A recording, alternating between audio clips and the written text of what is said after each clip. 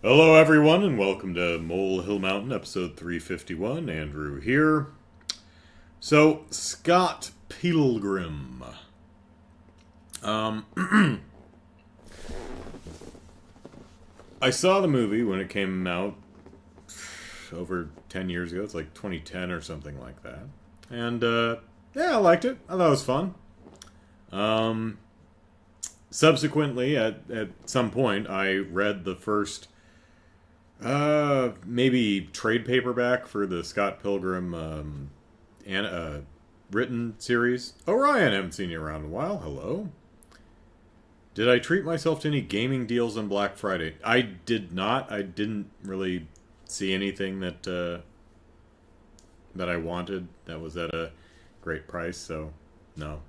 But if any of you got some good Black Friday, maybe Cyber Monday, but let me know about what Black Friday deals you guys all scored. But anyway, I like the movie. I read the first trade paperback or so of the comic and didn't particularly care for it. I don't remember why. I just remember going, eh. Saw footage of the video game beat 'em up, and I thought it was cute looking. Never played it, though. So when Netflix, some months ago, started advertising that they were going to have an animated version of Scott Pilgrim, I said, oh, neat. So I watched the trailer, and according to Netflix's marketing, at least the way I took it, the animated adaptation that would be premiering on Netflix in some months was just an animated adaptation of the film. So much so that they boasted the entire film's cast reprising their roles for the various characters.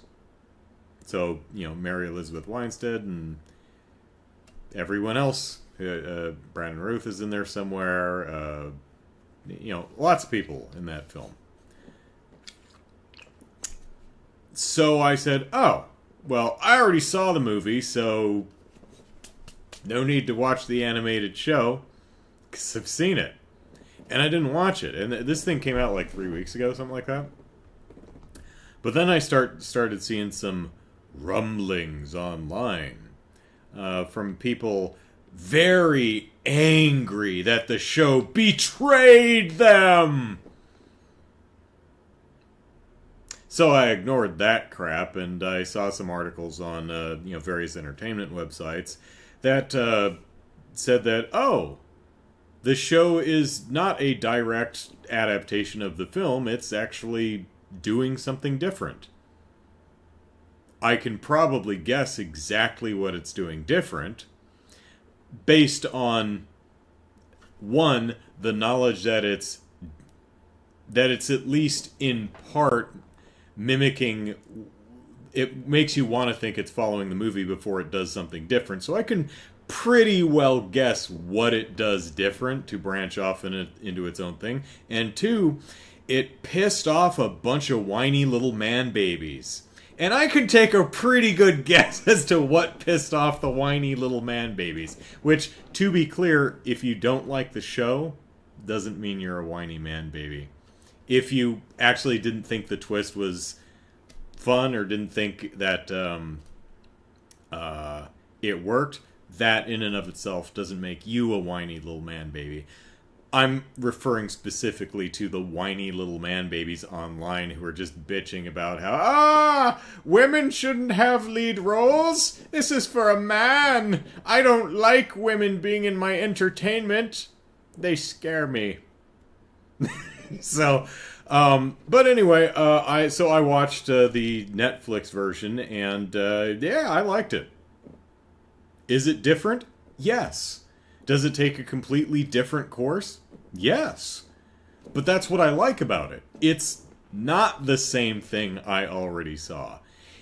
And to be clear, if you were really jonesing for an animated adaptation of the film you love, yeah, this isn't that, and I can see how that would be disappointing. Just don't be a whiny little man baby over it.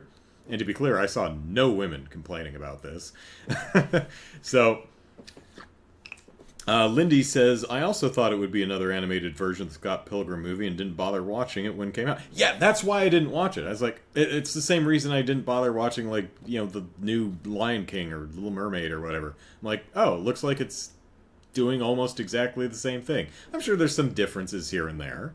Like, I noticed some, like, there was a bit in the movie where he goes to the party and he spots Ramona Flowers, and he sidles up to her and starts talking to her. In the animated version, he talks about Sonic the Hedgehog, and how in the 90s there were two different versions of Sonic the Hedgehog. Two completely different versions. One was kind of a more mature, more serious, high-stakes sci-fi adventure kind of thing, and the other a very silly, younger skewing one. But interestingly, both were voiced by the same dude. Isn't that weird how you have two different versions of the same character voiced by the same dude? Get it? Because, I mean, that should tip you off right there that that it's not the same movie. It's gonna be different. I mean, please teach media literacy in school. People not being able to get this stuff is really frustrating sometimes. Anyway, if what you're looking for in a Scott Pilgrim thing is an animated version of the film, this isn't that. However, if you like Scott Pilgrim and interested in seeing different adventures, this is that. And I thought it was could have used a lot more money because doggy does the animation suffer in a lot of places. It looks, well, it doesn't suffer, it's just clearly working within its budgetary means. Shame it didn't have a higher budget. But also what interested me was the cast. There's a difference between being a very good film actor and being a very good voice actor. Two completely different talents. Some film actors are garbage at voice acting. Sebastian Stan, dude, I love you, but you're honestly really bad. you should not voice Bucky in the animated What If things, because you're just really awful at it. I'm sorry, man. You're wonderful in the films, but please stop. Anyway. Everyone in the live action cast who's doing the voices did really well, so that was really interesting to see. So, point being, I suppose, is I'm interested in new things. Like, if it's the same thing, I'm broadly not interested. But that's how do you market this thing? Because the fact that it's like, oh hey, it's the movie. Oh, it's going somewhere else. Do you want to spoil that in the marketing? Or do you want it to be a surprise? I mean, there's arguments for and against. It's a fun surprise. I mean, unfortunately, I knew there was a surprise and guessed it pretty easily going in. But on the other hand, you're going to have dorks like me who just don't bother watching because they think it's the exact same thing. So, tough call. Cass says, I'm aware of Scott Pilgrim, but have never seen it. It's not for everyone, I would say, but I think it's worth checking out. It's fun. Chicago says, well, now I might watch the animated version. Yeah.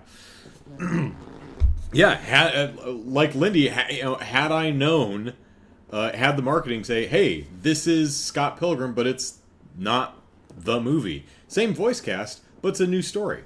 Oh, neat. Well, I like the movie. I'll watch a new Scott Pilgrim cartoon. But I feel that the marketing really wanted you to think that this was just a straight animated adaptation of the film. I was like, well, that's great. I'm sure there's an audience for that, but I've seen the film. Hell, it's behind me on my shelf somewhere. So I'll watch something else. So I finally watched Everything Everywhere All at Once. I almost didn't watch that. I think Thursday night I was going to watch it, and then I went, oh no, This is a movie I'm looking forward to, and everyone seems to really like. What if I hate it? I don't want to hate this movie. I don't want to be the guy who doesn't like Everything Everywhere All at Once. So I didn't watch it. I did something else that evening. I don't remember what I did. And then I, pulled my head out of my ass and watched it the next night and really, really enjoyed it. Wonderful film. Really liked it. Let's see. Matthew says, I need to watch the anime. Speaking of which, and Lindy says, hold that thought. When it's a good thing I didn't mention any spoilers. Go watch it. It's pretty fun. Sadly, I think it's okay saying, like, there's a it's not the same thing. You can probably guess what the difference is. But, like, if you haven't watched it by now, there's a fair chance you weren't going to watch it anyway because you didn't know, you thought it was the same thing. But, you're welcome, whoever makes money off of this. I might have convinced like 2 or 3 more people to watch it. So, hey, yeah, you're welcome. Let's see. The first episode title gives away that it's not that. There's like I was mentioning a little bit before you stepped in, I think, there's a lot in the first episode that's ringing a bell saying, we're doing something different. We're doing something. Are you ready for it? Are you ready? We're going to do something different. And that's true. The titles are on point. Cafe Fox says, kind of assumed it was going to follow the books more than the movie, just with the movie actors. I figured it would probably fill in some more of the gaps that the film kind of barreled past, being that it's a film and they only had 100 minutes or however long the movie is. The movie is there are some notable differences between the film and the comic. But it's fairly faithful. Most of the differences are the comic's 1,000 pages long in total, or whatever it is, and the movie's 100 minutes. So some characters are kind of glossed over. Some of them kind of get the short end of the stick from a characterization point of view. But that's one of the nice things I think about the Netflix show is it's longer. It's 8 episodes, so it's like twice as long as the movie, which gives it the legroom to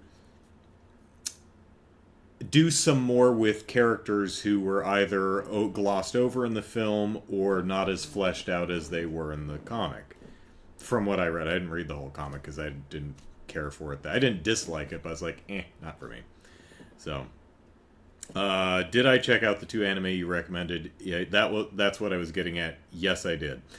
Chicago says, still need to see Everything Everywhere All at Once. Well, it's on Prime now, Amazon Prime now. It just came out this week, which is why I watched it. And as I mentioned, I was like, ooh, I want to see this. Oh God, what if I hate it? No, I don't want to hate it. So I didn't watch it for a day. But I finally watched it, and it's long. It's like 2 hours and 20 minutes. So know that going in, that not only is it long, it's also a lot. Like, you may enjoy it, but also kind of get tired and overwhelmed just because it's a lot of visual stimulation at the very least. But I really dug the movie. And interestingly, there was, from my experience anyway, a lot of really cool stuff in that film that was completely left out of the marketing, which I thought was pretty neat. I was like, oh, hey, this is a thing in the movie. I'm surprised that wasn't spoiled in the trailer. I also kind of love how simple the story is. Just from a bird's eye view, how simple it is. I'm dancing around it not to spoil anything, but what's really going on with the main conflict is revealed quite early in the film. So early that you'd be excused for thinking, well, this isn't what's really going on. There's going to be some twist, right? No, That's just what's really that's what this movie is about, and that's kind of refreshing, actually. You don't. There's a small moment where you might be, ooh, what's going on here? And that's immediately revealed, and you're like, oh, okay. Is that a red herring? Is that a fake? No, we're just doing this for the next 2 hours. Oh, okay. So, yeah, I recommend it. I really enjoyed it. So, a week or two ago, I think it was 2 weeks ago, I was recommended two animes. The Apothecary Diaries and Beyond Journey's End. Let's see. Japan is much more willing to hide things and not tell all. Sometimes in their show promos and marketing and advertising, I would say, to my experience, yeah, that's broadly true. I would also say that they sometimes go too far in the other direction from us Americans. And I know not everyone in the chat is Americans. I mean just Americans like myself. In America, the advertising that we do here can often, like, make you feel like you don't need to see the movie now because you saw the trailer and you know everything that's going to happen. I've seen trailers. Can I think of one off the top of my... nothing comes to mind, but there have been plenty of American advertising where I watch a trailer for a film and go, well, don't need to see it now. You know, I could probably pretty accurately write beat for beat exactly what happens in the entire movie now. Thanks. Whereas... Granted, film trailers and promos and marketing for half-hour shows is a different beast, but a lot of times Japanese advertisements, the one I'm familiar with anyway, don't tell me enough about the show, right? Sometimes I'll come off of it's kind of like watching Microsoft or Sony do a video game conference, and I come off watching, I'm like, okay, what's the show about, though? There's a girl and a guy, and there seems to be a school. And then there seems to be a flower motif. But what's the show about? What's the premise? Why should I watch this? So sometimes I think they can go too far in the other direction. But I do agree. Yeah, I'd rather them play it safe and then have to go more on word of mouth, I suppose. I think you do. There has to be a line, right? You need to communicate enough to tell me at least the basic premise, right? You know, kids in school battle demons and fall in love. Oh, okay, I'm pretty standard for an anime, but at least I know what I'm getting into, you know? You know, vampire girl really wants to eat guy, but he for some reason has impenetrable skin. Oh, well, okay, that's neat. And they fall in love, and they're in school, and probably, and both of their parents are either dead or working in America. That's a fun drinking game that will kill you. You know, just watch a random anime, and every time the parents are either not there or working in America, take a drink. You'll probably die. So anyway, I watched both Apothecary Diaries and Francesca, Beyond Journey's End, are on Crunchyroll, which I don't subscribe to, which means I only got to watch the first 3 episodes of each. However, that's enough to get a sense of both shows, and Apothecary Diaries is interesting. What I found really weird about it is it takes place in China. All the characters are Chinese, but it's a Japanese anime, so it's entirely in Japanese, except when they say each other's names, which are all Chinese names. I'm like, that's a weird... Oh, it's in China, right? You know? So there's a gal who works as an alchemist, an apothecary, who gets kidnapped and sold to work in some portion of the Emperor's She's like a handmaiden for the emperor's various concubines, and so the emperor's having children with his various squeezes, and they all keep dying, and she figures it out, but she's trying to keep a low profile. So she realized it's interesting because she realizes if they knew she was literate and if they knew she had skills as an apothecary, she'd be more valuable and she might have an easier life, but also more money of her paycheck would be sent to her kidnappers, because apparently that's how it works. People just steal people and sell them to work, and some of your paycheck has to go to your kidnappers, which she finds particularly galling, and I can't blame her. Although she's pretty accepting and blasé about the whole thing. It's kind of interesting. She's kind of not fussed about it much. I guess she's like, whatever. It is what it is. So they find out she has apothecarical ability, and she becomes one of the ladies in waiting for one of the Emperor's mistresses, and it's the show so far is her adventures there. There's also another like pretty boy guy who all the women like, but she doesn't. I mean, she recognizes he's a hot guy, but he just gives her the damn creeps, which is a pretty funny dynamic. Interesting show. Luckily, I don't like it that much because I don't subscribe to Crunchyroll, so I can't watch the rest of it. So I'm not like too terribly bummed that I don't get to watch episode 4 on. But I did quite enjoy what I saw. I thought it was really interesting. And then Fervor Vivian, Francesca Beyond Journey's End, is that I was talking about that last week, where it starts at the end of a D&D campaign where your party has defeated the Demon King and go their separate ways. Well, one of your party's an elf, so she lives forever, and she comes back 50 years later, and it's like, hey guys, what's up? And they're all dead, or really old and about to die. So she's like, oh, shoot, humans, yeah, man, probably should have appreciated you guys when you were alive. So she takes on an apprentice, and the show's about her trying to do a bit better at being cognizant of the world around her. Not everyone is immortal.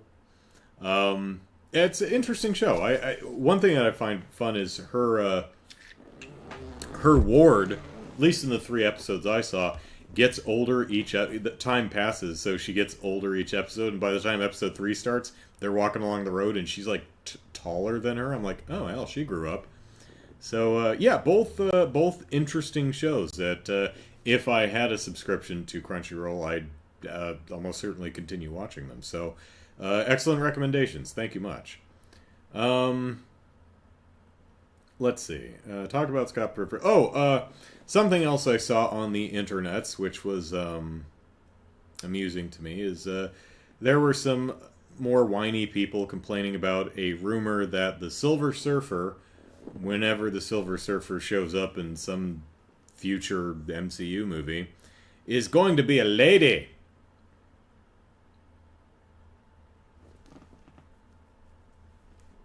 And that upsets some people, because the most manly opinion, the most manly position one could possibly take is, I don't want a naked hot woman starring in a movie. I don't like that. The more manly thing to say is, I want a naked hot dude starring in the movie. That's much more manly, apparently.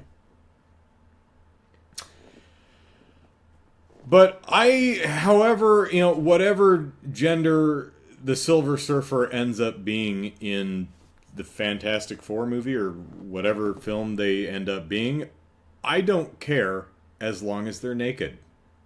And here's what I want from the movie. I want the Silver Surfer to be naked, and I want everyone to be really aware of that and really uncomfortable about it. So, like, Galactus's Herald floats in on the surfboard. Everything's hanging out, and Reed Richards is like, okay, yeah, Galactus, right?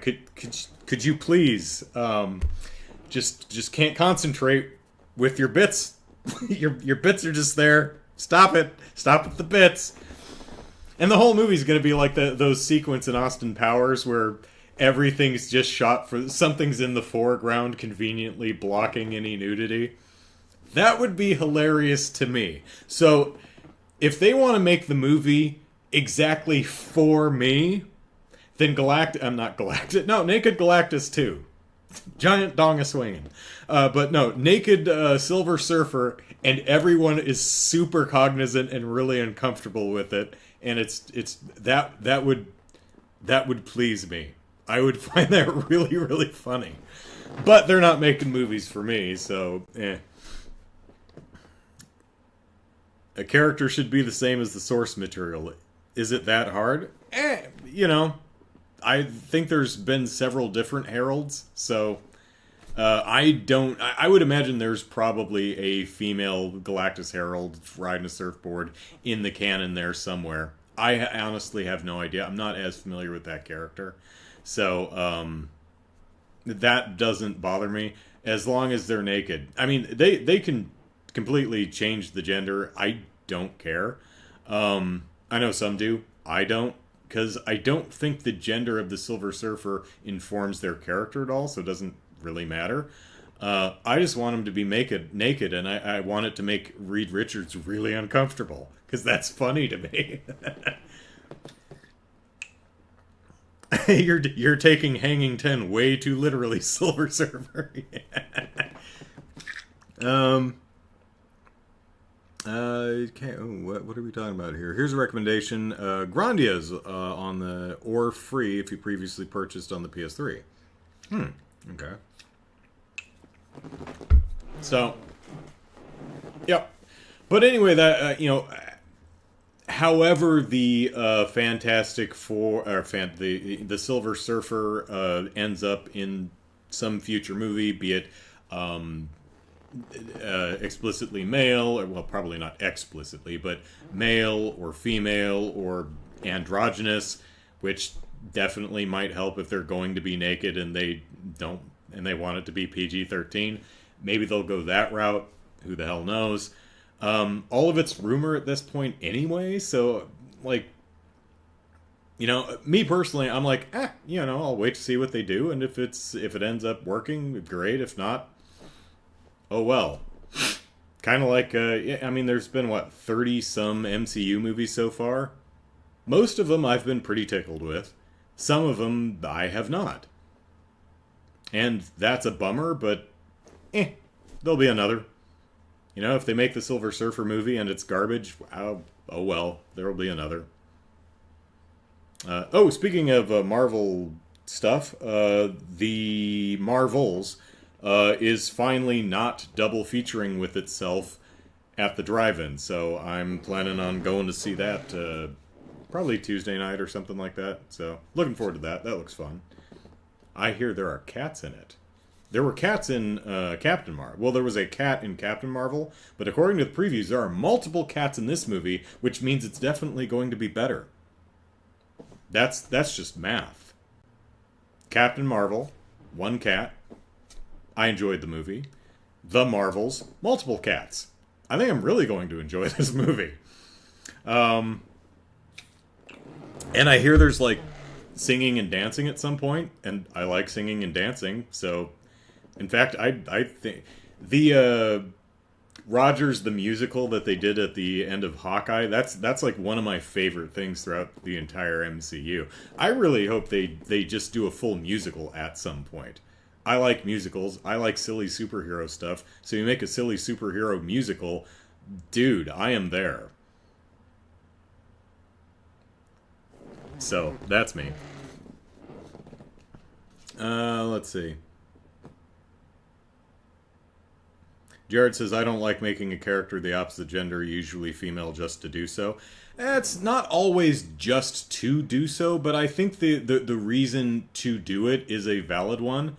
Or can be a valid one. Sometimes it makes more interesting dynamics. Sometimes it allows certain story beats to play better. Sometimes it's just more interesting. Sometimes it's filling a gap. Because if you think about it's a lot better now. We're seeing a lot more variety in the types of people, types of superheroes we're seeing. Men and women and people of color and all kinds of cool stuff. Still not doing great on the sexual orientation diversity front. Not as bad. Could use some improvement there, but in the early days of Marvel, it was pretty much all just white dudes who look like me, it's just all me. Just seeing me on the screen all the time. Me. If they wanted to, for me, I like the variety, right? I've seen dudes who look like me in every form of media throughout my entire life. It's like, yeah, you could literally just not cast white dudes in anything ever again, and I'd be fine. I'd be like, yeah, I've seen people who look like me my entire damn life. I've had my fill. I'm good. Give me some variety. But I also understand that when it comes to specific characters, we can all be kind of protective of the things we love, and we can say, okay, this right here is my favorite character, right? And I've loved this character, and for years, for a good portion of my life, I've wanted nothing more than to see them on the silver screen. And here's the chance. And oh, you're doing them different. Not bad, but it's not the thing that I wanted, right? And that's fine. I get that. I can understand how changes can be disappointing. But I think there are legitimate and good reasons to change things around. And after all, for whatever consolation it may be, the original's still there, right? So, yeah. Kind of like, Star Wars. They changed a bunch of stuff in the original Star Wars movies, episodes 4, 5, and 6. Back in, 97 or so, they did the special editions and just changed a bunch of stuff. Honestly, I thought most of the changes sucked, But, although in that case, for years, it was really, really difficult to get the original versions. Like, Lucasfilm tried to just erase those from existence, and that sucked, right? So, yeah.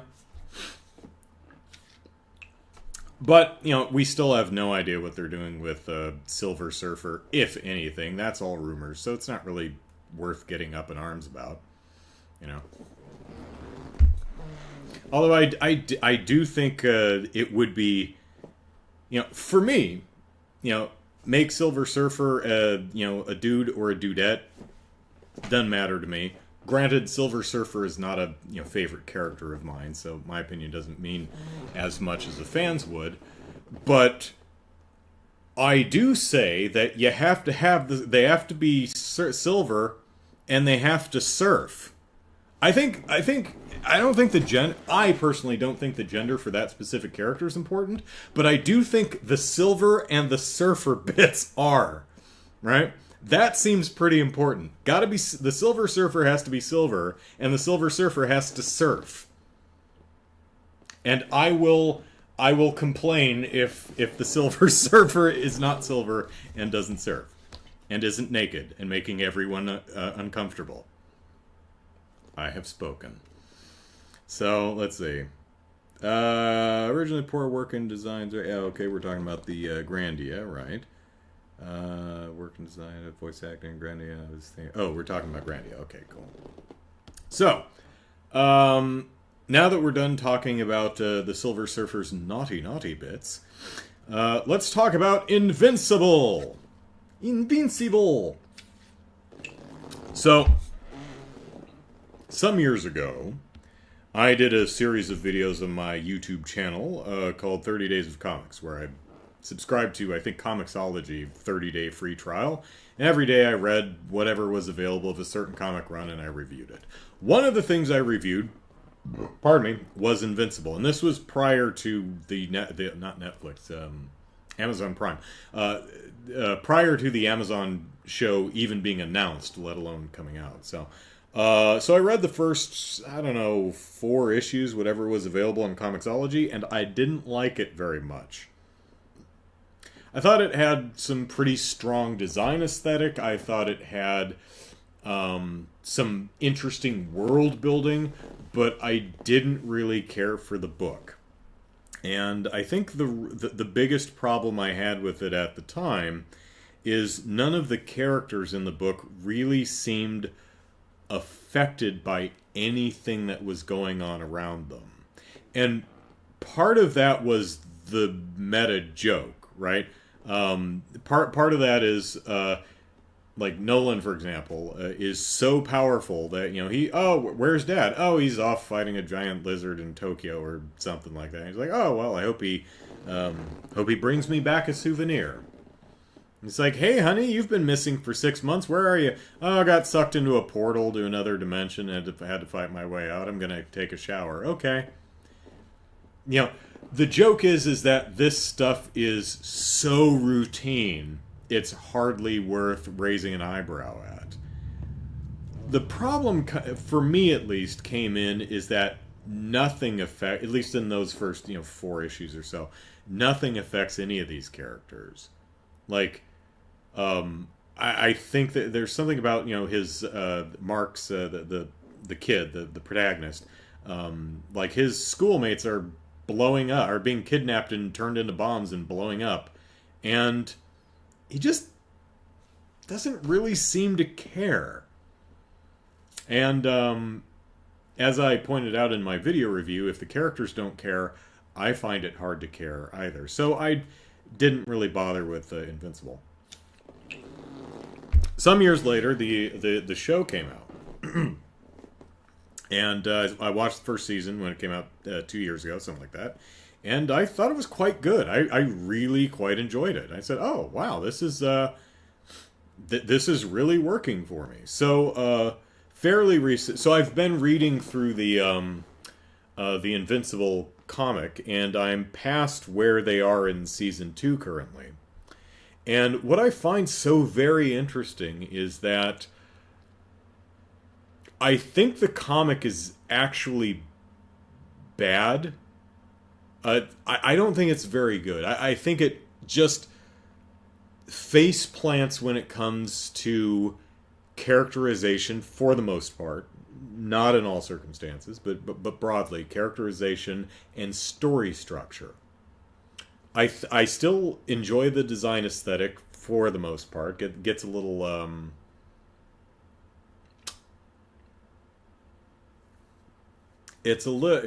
It can be a little bit too. All women are wearing leotards, kind of a look. It's an older book. I have a feeling that was it Rob Kirkman, I think, probably would treat and design some of the female characters a little differently today. So characterization broadly is not very interesting, and the story structure just doesn't flow well. Also, the panel-to-panel action oftentimes is not very good. I've had to go back and forth on pages going, wait, what? Am I missing a page? What happened here? That said, I still think it's got a pretty strong design aesthetic. I think it's got some really genuinely wonderful imagination when it comes to world building, and the major plot points I think are well conceived. So what I find so interesting is just how damn well the show takes this book and makes it something, in my opinion anyway, genuinely very good. They do a much better. All the characters actually care about things, even the ones that are super powerful and really can't be harmed by much. The characters still react to the world around them. What was another interesting thing about the book is it takes about 10 or so issues. I think, correct me in the chat if I'm wrong, I think it's Robert Kirkman. I think he realized that his characters were inhuman, just not human beings. Like they didn't work as actual walking, breathing, empathetic, real people.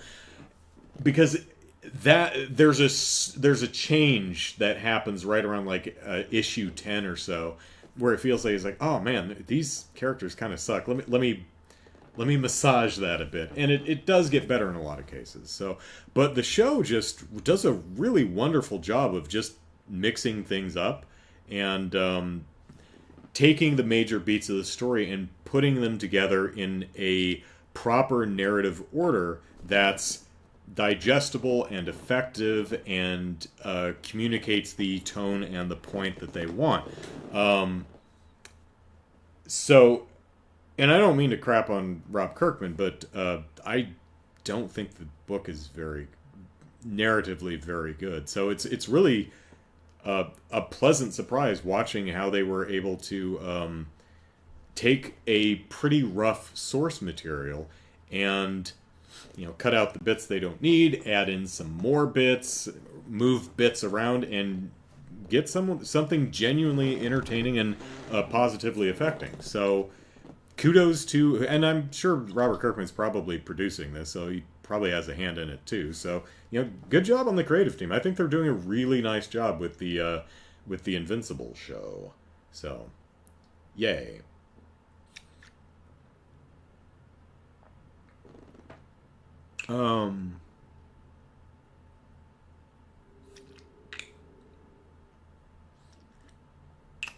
Chaos says, I've always viewed gender swaps as pointless. I already addressed that. I don't think they're pointless, but there are plenty of great female characters they can introduce, perhaps not in that particular movie. True, but one, not as many as male characters, and two, not as well known. Right? I mean, you've got Wonder Woman, and then when you try to think of really popular female characters that can... So one thing that you can do is instead of grabbing a great female character that nobody's ever heard of, you don't have to, not saying it's the right thing to do or proper thing to do or whatever, but one thing you can do to help sell a product is take an existing IP and say, okay, we've made 6 movies, all white dudes. What's our next popular IP? Oh, it's this one. Another white dude. Let's change that so they're not all white dudes. Now, you could just go grab a person of color or a woman of color, but you do, as a business, run the risk of picking a property that no one's ever heard of or cared about. Of course, if you do it really well, you end up making a new popular franchise. So I don't think gender swapping is pointless. I don't agree with that, but I think when done with intention, it can be a very positive thing. So let's see. Jared says, don't know if you've answered this before. I'm guessing that's but. It's kind of hard, YouTube, because it's behind that damn heart thing. In terms of comic-like stuff, what do you think of manhwas? I don't know what a manhwa is. I don't know if that's a title or a genre or a typo. So try again. I don't know what that is. Anyway, Invincible, violent show. So if you're not into blood and guts and stuff, probably not going to be for you. But I love blood and guts, so it works quite well for me. Oh, there is a female Silver Surfer? Yeah, I mentioned that earlier. There's probably several Silver Surfers. What's the main one that's... His name's like Rad or Rod or Raid. I can't remember the name, but... yeah, so, I mean, you could just pick a different Silver... if you want a Lady Silver Surfer, you can... There's probably one out there that you could use. Yeah. So, oh, Korean comics. Okay. Have I read any? I don't know that I've read any. If I have, I didn't recognize them as Korean comics. So, Juno is the name of the Lady Silver Surfer. Okay, Earth 829. All right, cool. So, let's see.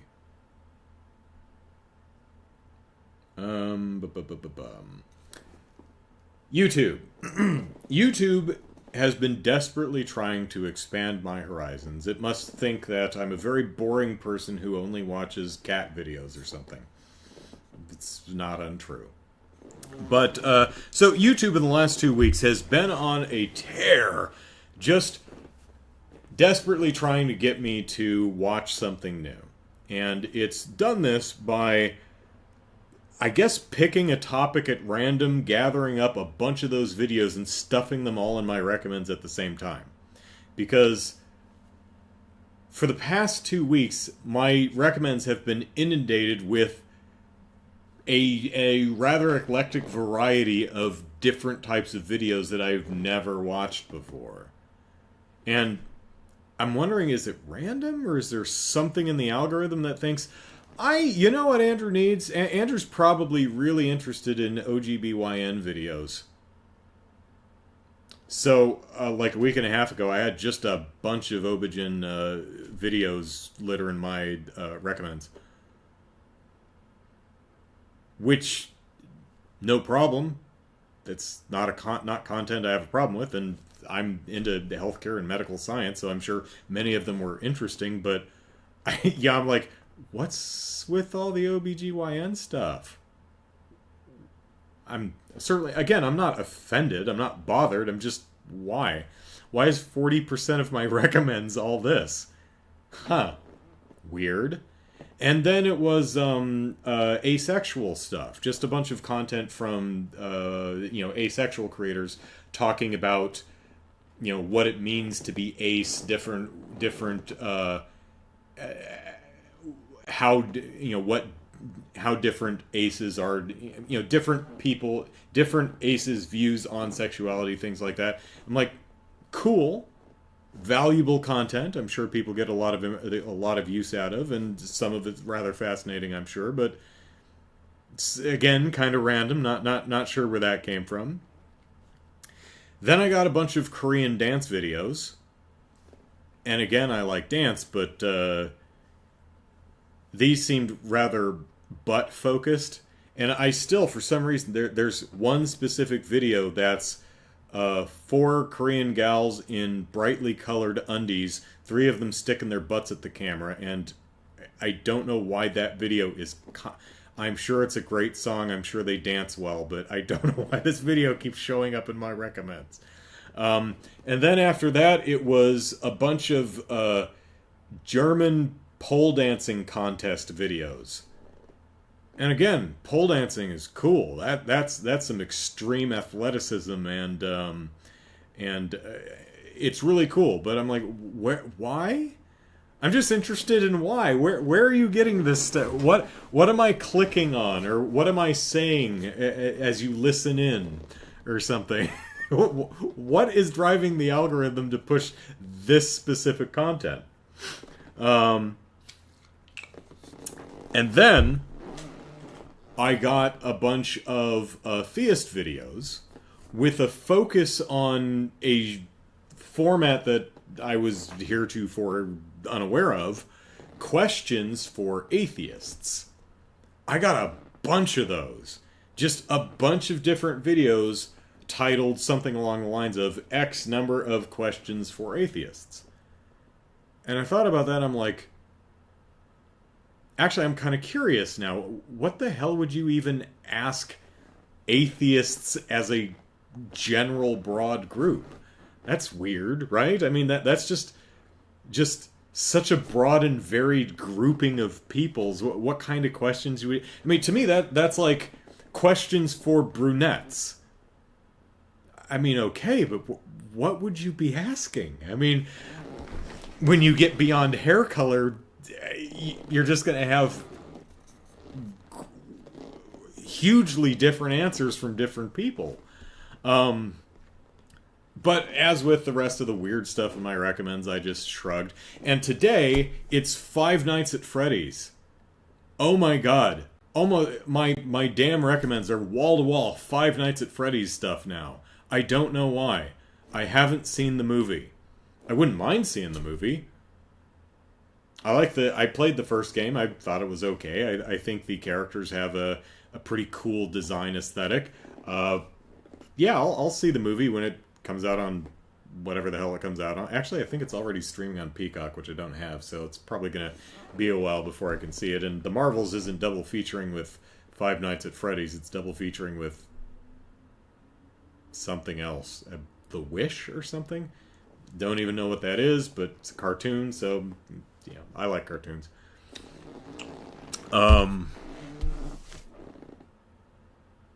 Wait, I think that's like... Wait, no, I think it's a Disney movie. I think Chris Pine's in it. And a star and a talking goat or something. I don't know. Maybe I saw a trailer for it. But, whatever. It's a cartoon. I'm sure it's fine. What was I talking about? Oh, so the atheist thing. So I actually... My curiosity got the better of me. And I watched a few of these questions for atheist videos. Because I was genuinely curious. I'm like, what question could you possibly have? Will you help me with my math homework? What are you going to ask? I was really curious. And because I was thinking, there's actually probably some really interesting questions that a theist might be interested asking an atheist. Like, so what do you think about death? Right? I think that's something a theist might be interested in an atheist's perspective on. So I was like, okay, there might actually be something to this. Let's watch.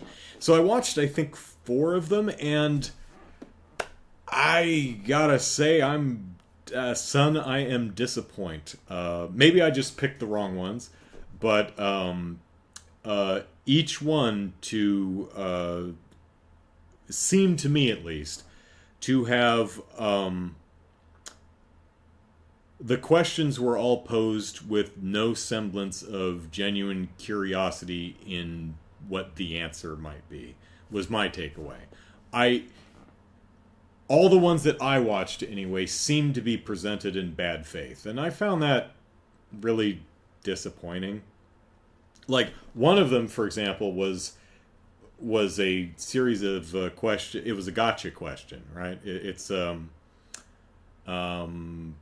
what the hell did he even ask? Something about morality or something. I don't even remember. But you know that that thing you do where you ask a series of like 5 questions and the answers all rhyme with toast. So the answer is most or boast or coast, and then you follow up with, what do you put in a toaster? And the person says toast, and you go, ha-ha, you fool, it's bread! You wouldn't put toast in a toaster! It's already been toasted! Mwahaha! Gotcha! Right? That's a gotcha. You are purposefully manipulating someone to do or say something that you want them to do or say. Right? That's a gotcha. So this person... A theist, I remind you, started out saying, I've got some genuine good faith questions for atheists, and I promise this is not a gotcha. I wouldn't do that. Not a gotcha. And I'm sitting there thinking, I don't believe you. But, yeah, sure. And he asks his first question. I'm like, oh, dude, I think I know where you're going with this. That's totally a gotcha, isn't it? Prove me wrong, buddy. Please prove me wrong. It gets to his second question. I'm like, oh, I know exactly where you're going with this. Totally a gotcha. It gets to his third question. I'm like, you lied. You flagrantly lied. What's wrong with you? Oh, not a gotcha. And it's a crappy gotcha question anyway, because I'm the type of dipshit who if I'm watching a video where someone's asking me a question, I pause the video and I think about it. Who does that? But I thought about it, I'm like, huh. But the whole thing is, this particular one was predicated on the respondent answering yes to the first 2, because the third one is like, well, if you answered yes to the first 2, then you have to admit that this thing, whatever, I'm like, that's a gotcha, dude. Also, you're wrong. I wish I could remember what the hell it was, because it was, like, wrong. I mean, like that, even if I did answer yes to both, which I didn't, your conclusion is still wrong. You're a bad theist. So I came away kind of, I was disappointed, because I think that, format could result in some genuinely interesting conversation. And I actually started outlining a script of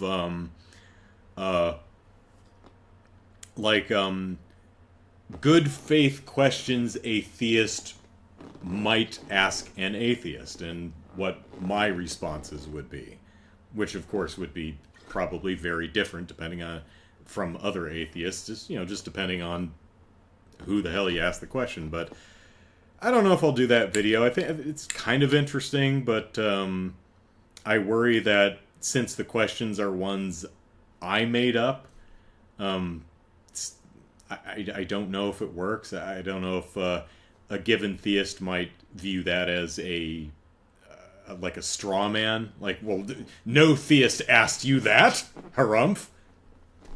But I don't know. I'll think about it. I've got other stuff to do. I'm working on a Patreon video, which is kicking my ass. I'm like maybe 40% of the way through the script. That script is wrestling that sucker into shape is causing me fits. I hope it turns out well, because putting a lot of work into it. But anyway, the FNAF movie was all right. No, well, that's good. I mean, I think they got the Jim Henson Company to do the puppets, so I'm sure the puppets look cool. But I mean, the I don't know I would assume it's a PG-13 movie, right? I mean, I've played the first game, and I don't know if they changed drastically 2, 3, 4, 5, however many there are now, but it's not a gory game, so I wouldn't expect, people to be ripped limb from limb and have their gooey, wet innards splashed across the showroom floor. Much as I'd love to see that, I'd love to see the bite of 83 or whatever it is. Of course, if I remember correctly, Freddy takes a bite, or was it Foxy? I don't remember which one it was, but one of the characters takes a bite out of some kid's head, which you're probably not going to show even in an R-rated movie, let alone a probably PG-13. So, I mean, the game is predicated on jump scares. I imagine it's jump scares the movie. The animatronics just scream and chase after you, and you go, and then it cuts away. Maybe you see something in shadow. Maybe you see like a blood splatter hit the wall. Or, maybe something in the foreground of, someone gets tackled behind some foreground obstruction. That's what I'm expecting. So if that's what the movie is, I don't think I'd be too disappointed. A lot of times I'll see a horror flick and I'll be it's not as gooey as I want, and I come away disappointed. But I think my expectations of Five Nights at Freddy's is sufficiently tempered so far as the horror element goes. So I think whenever I see it, my reaction will be like, yeah, it's all right. I genuinely don't get that cupcake thing though. Like, Chica is holding a cupcake. Is that from the games? I don't remember that in the games. I don't remember a cupcake. Maybe I'm just not remembering, but I don't remember Chica holding a cupcake. I don't know. Look at Frank Turek if I want some questions. Okay. Shame his name isn't Frank Turok. That because Turok's cool. Until the third game, then Turok sucked. So, all right, 8 o'clock. I'm just gonna kind of sit here and kill time until till tomorrow afternoon. We play some more Trails to Azure. It is still November, right? Yeah. Are we playing next? Let me look at the calendar here. Okay. So yeah, next the Sunday after tomorrow, the 3rd, is the first Sunday of December, so we'll be playing something different. I think we'll do some of the, maybe not for the entire day, but we'll do some of the Super Mario Maker 2 stuff that we didn't get to during the charity marathon. So tomorrow, some Trails to Azure, and the cupcake is in the background of some of the games, but it's not a prominent character. Oh, so okay, so it's a background element that they brought to the forefront for the film. Okay, yeah.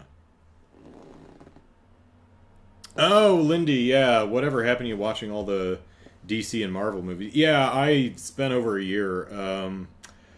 I had a series of videos. I think it's called something like "Superhero Fanboy Finally Watches," where I made a list of all the superhero flicks from the past 20 odd years that I never got around to seeing, like Catwoman and Green Lantern and Ghost Rider and Constantine and some others. And the idea was I'm going to finally go back and watch these movies that I never got around to seeing. And I did, I think, 10 episodes of that, and every single movie was bad. So, I lost interest in. I should still go back to it. The next one I think is Ghost Rider, and the last time I looked, it's not available on any streaming service, and I don't feel like renting it because I don't. See, I don't like watching bad movies. There are some people who make bad movies their career, or rather, there are people who just love bad movies. Like, they just really get a kick out of bad movies. I broadly don't. I don't like not liking things, and sometimes something can be so bad that it's actually kind of fascinating. But the movies that I saw, the Fantastic Four, Superman Returns, they were just bad.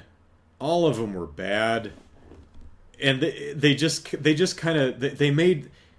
depressed me. They made me feel they were bad, and they made me feel bad. So it's been over a year. I think the last one I did was in like the summer of 22. So yeah, I've still got like 15 more.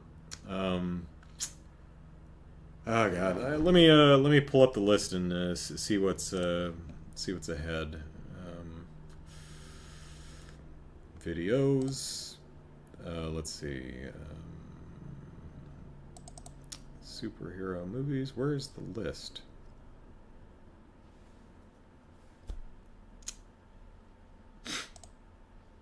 Did I put it here?